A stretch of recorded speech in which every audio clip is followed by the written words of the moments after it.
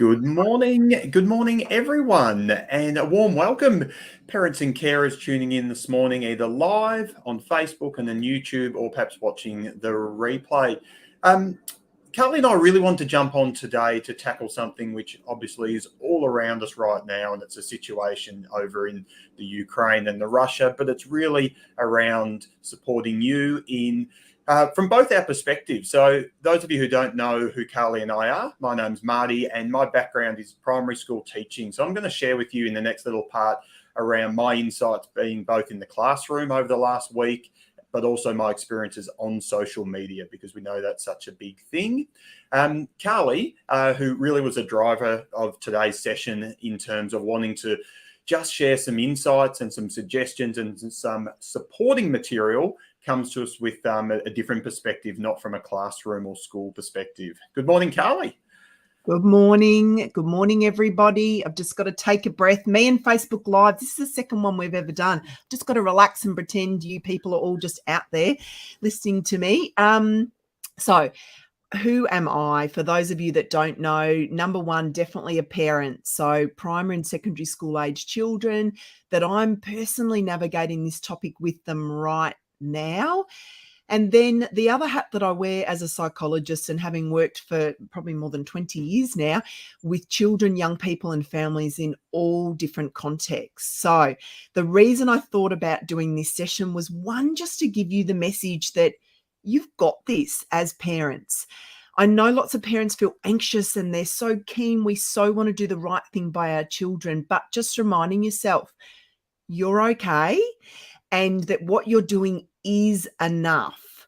The other thing is, often you hear words like kids being traumatized and the trauma of it all and the stress of it. And again, just reminding you that out of trauma, out of stress and tricky situations and heavy topics, the most amazing growth can happen. And you being here today is all about you wanting to be available to your kids to help them grow from these situations rather than feeling overwhelmed with them. So Marty and I absolutely just wanted to share our collective wisdom that we've got to add in to what we know you're already doing with your kids and your families. Okay, so a few things we want to cover. I first want to touch on, as I said earlier, my experiences over the last 5-6 days, to be honest. And it started being in a classroom, a grade 5-6 classroom on Friday, and hearing some of the conversations. And it got me curious. And of course, what do I do in my role? I jump on social media, because we know, particularly in upper primary school, that's where a lot of their exposure is coming from. So can I be really clear about a few things and how this confronting content is being shared with our young people? One of the biggest right now is TikTok. So I've jumped on Snapchat, Instagram, Discord, TikTok over the last week. And can I say, far and away, TikTok is where our young people are being exposed to and confronted with this content. So let me be really clear, because TikTok, as Carley and I have had some conversations just in the last few days from parents asking, isn't that just that like dance where they do the funny dances and the video sharing? Yeah, there is funny dances, but the moment you get onto that platform, there is what they call For You, and it's the videos suggested. The number one trending hashtag, which means what's most popular right now, is the hashtag WW3, World War III.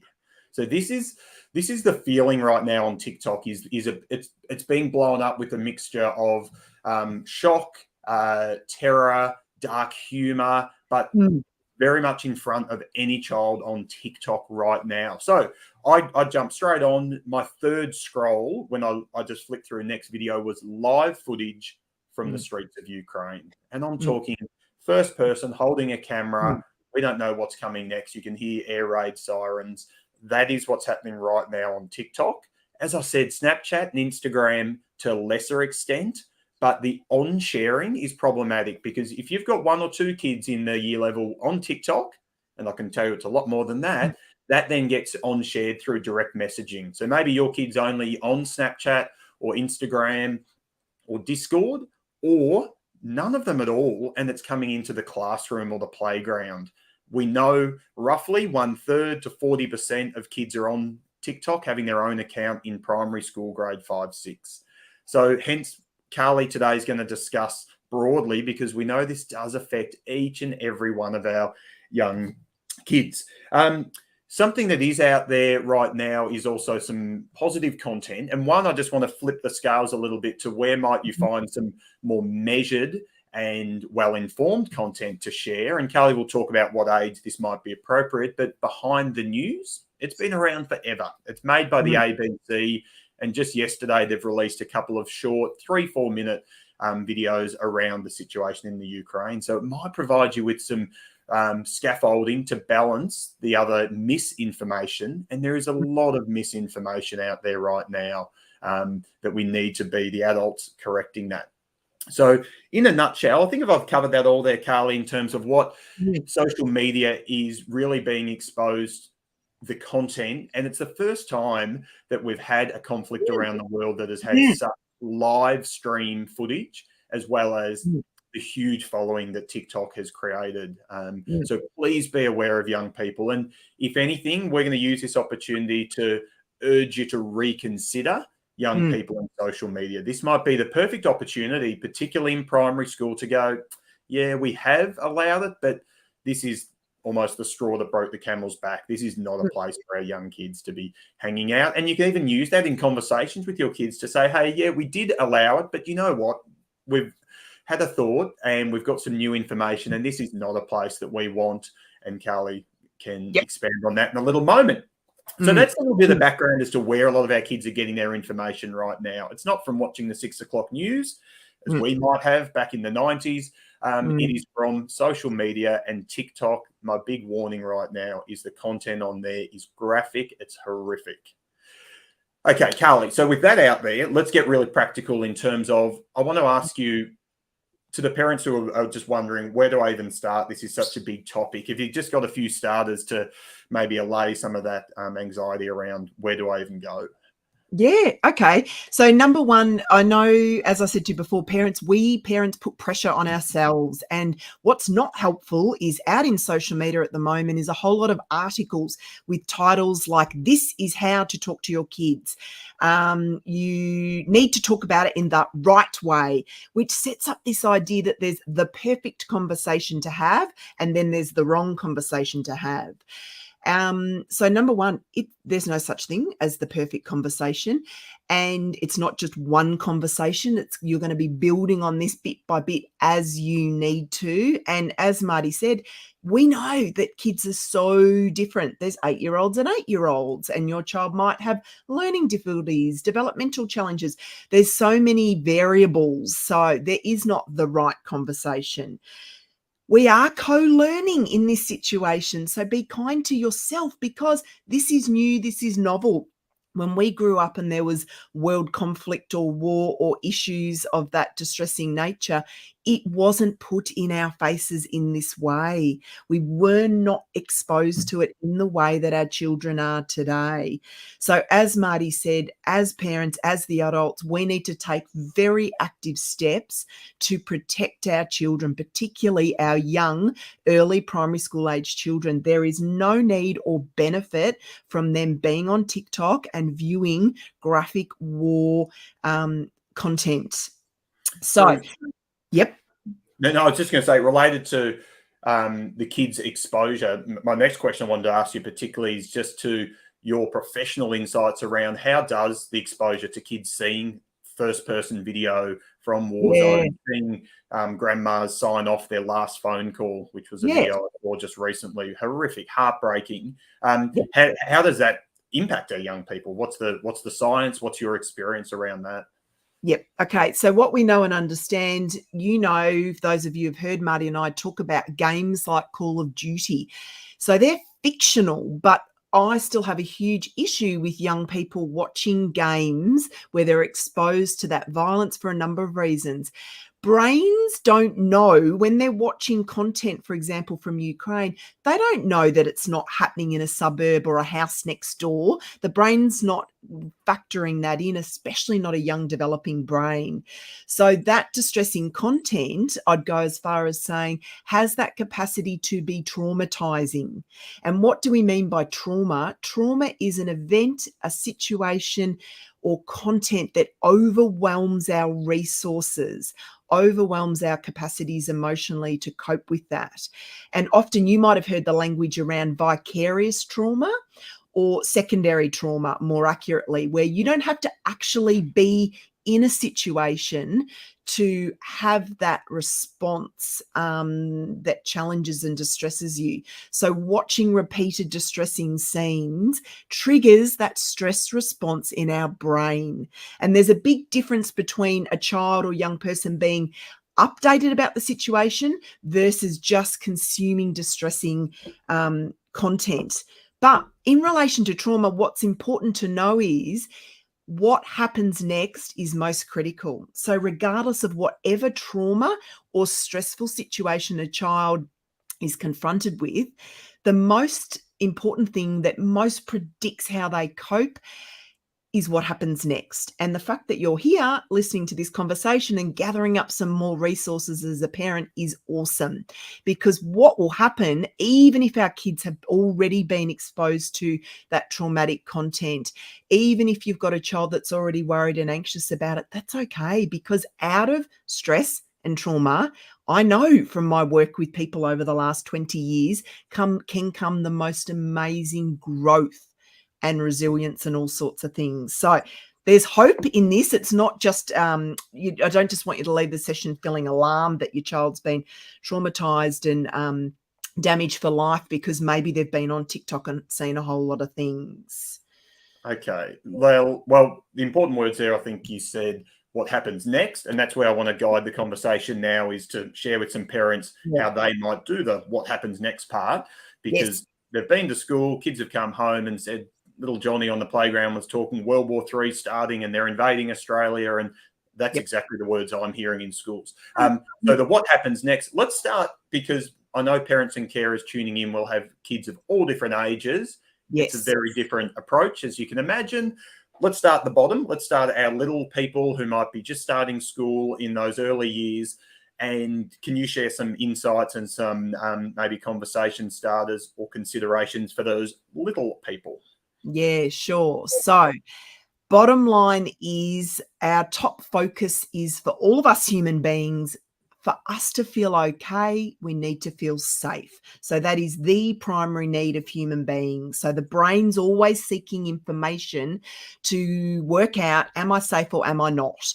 So we want to help children, especially the littlies, answer that question really clearly. So I suppose one thing is assessing what their actual need is. So your little person, maybe it's a 5-year-old and a preppy, they may not need a little explanation about the war in Russia and Ukraine, because maybe all they want to do is have one question answered. Is there a war happening in Australia right now?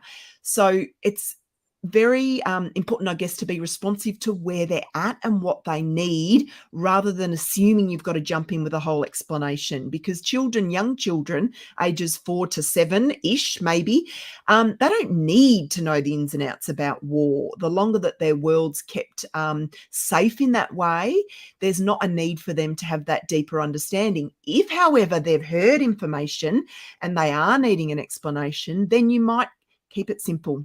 So it might be something around there's 2 countries and they're fighting over who's in control or in charge. Or there's a country that's trying to steal from another country, or you'll use your own language. You know your child best. But as I said, keeping it really simple. Sometimes when we're anxious, what do we do as parents? Talk too much. The other thing that's to be mindful of littlies is the way stress manifests. Little people don't tend to come to adults and say, hey, mum, do you know what? I've just noticed my stress response has been activated today, listening on the playground to what one of the kids was watching on TikTok. No. They don't necessarily have developmentally that language to express it. So more likely what you're going to see is shifts and changes in behavior. So pay attention to those to give you some clues about how much it's impacting on your little person. So they might regressive sort of things, like maybe they, those bigger meltdowns more commonly because they're managing all this feeling stuff.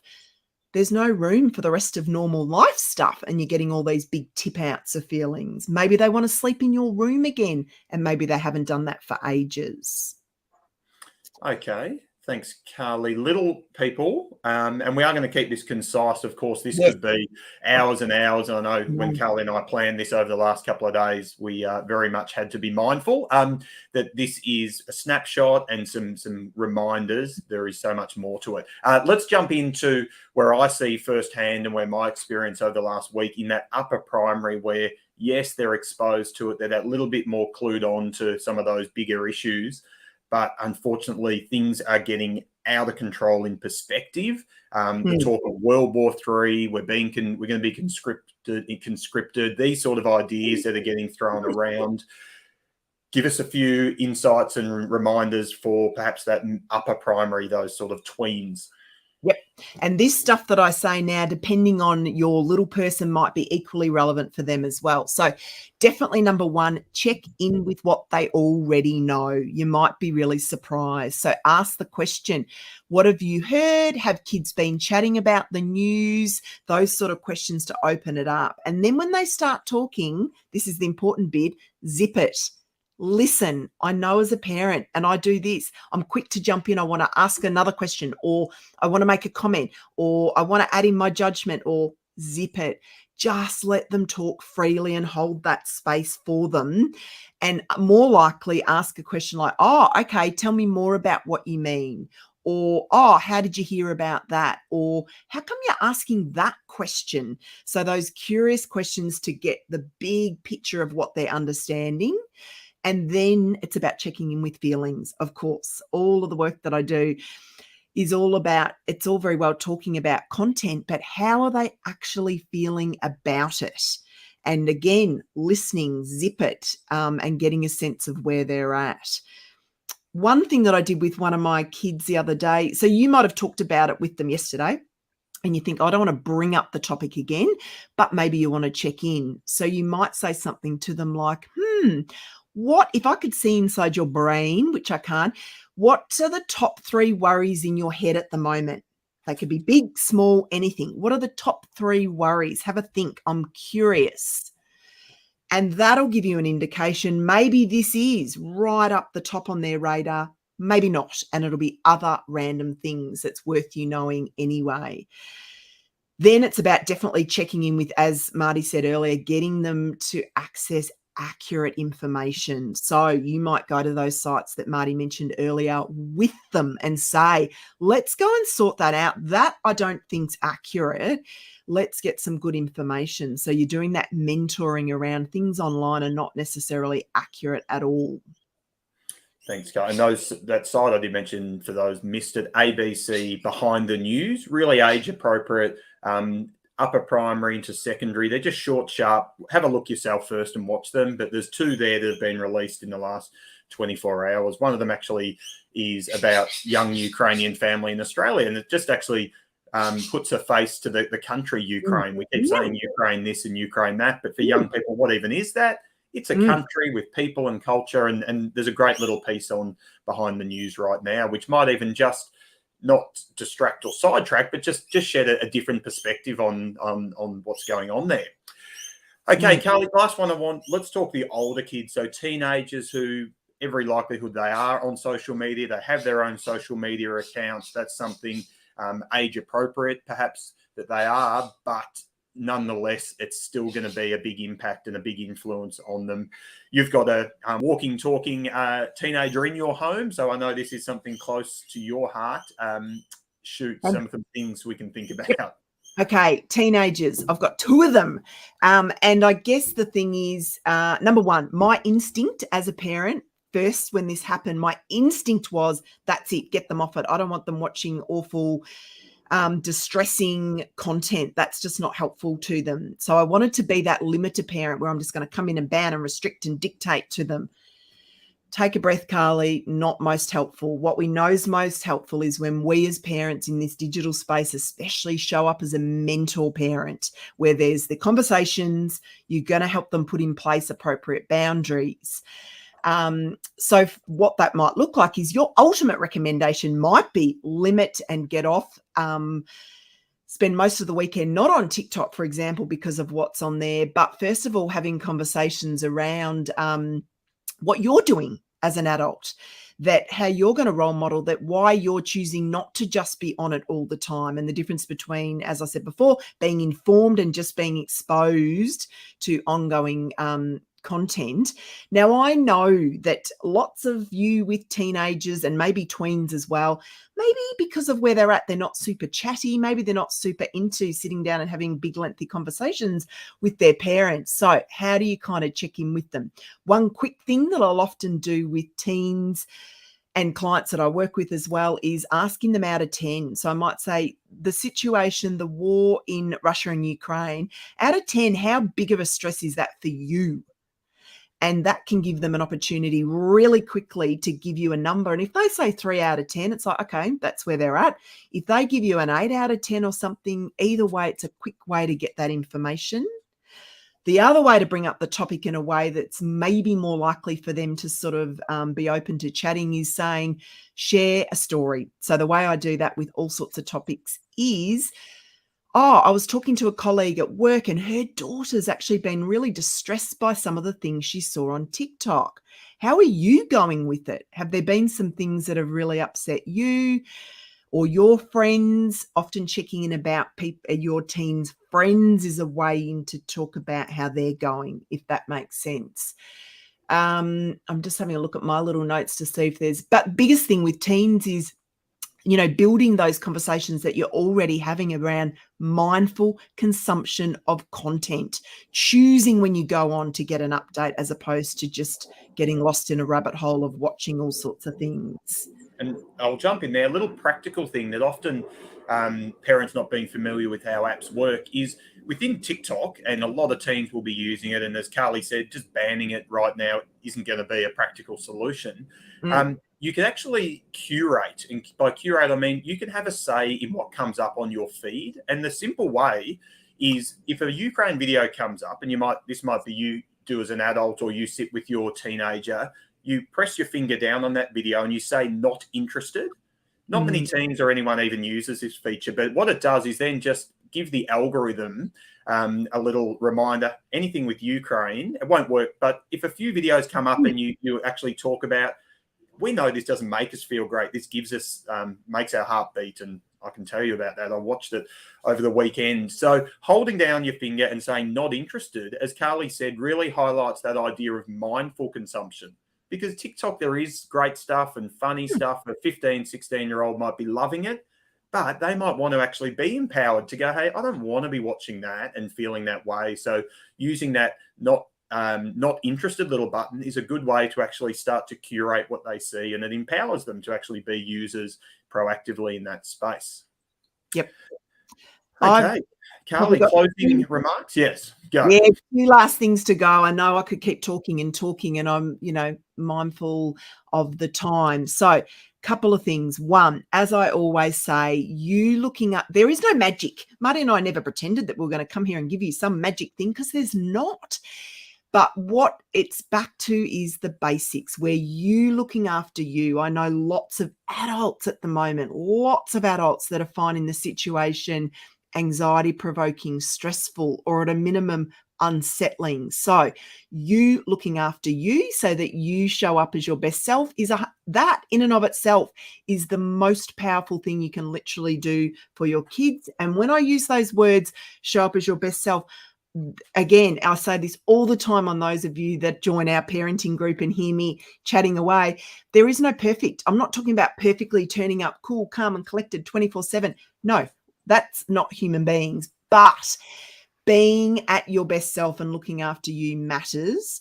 The other thing is for children, for any feelings that come up to do with this topic, not dismissing them. I had a mum say to me the other day, I said to her, oh, don't worry about it. It's not, she said, was that the right thing to say? Because I don't want her to worry about it.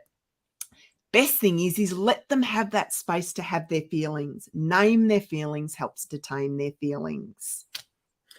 Thanks, Carly. I'm just going to put up there a couple of, if anything today has triggered for you as an adult, or the last one there, Kids Helpline, is one that there's not a session I do with kids where I don't mention the Kids Helpline. It's a fantastic resource, and it might even be a chance for you as a parent or carer to actually jump on there with your child and explore it, because it's a website. It's not just a phone number to call. You can jump on there, and there's a little section about seeing scary things on the internet. So please do reach out for help, whether it's you as an adult through Lifeline, Parent Line, Beyond Blue. But Kids Helpline is that one that's actually for our young people as well. I think we might wrap it up there. We thank everyone for joining us live. I can see the numbers there in a few comments. Drop a comment there if it's been helpful, or there's any further questions that we might follow up. Our Facebook page, Inform and Empower. We also have a parent and carers group, which is really the best place. We don't put a lot on our actual Facebook page, but if you click join that parents and carers group, that's where you'll see lots more of our information. So many familiar faces, I'm sure, tuning in. Hello to all of you this morning, watching the replay. We hope you found this a little bit useful. Share the video, flick it out to others if you think it might be. From Carly and I, have a wonderful day, and all the best. Peace, love, and kindness. See you later. Bye-bye, everyone.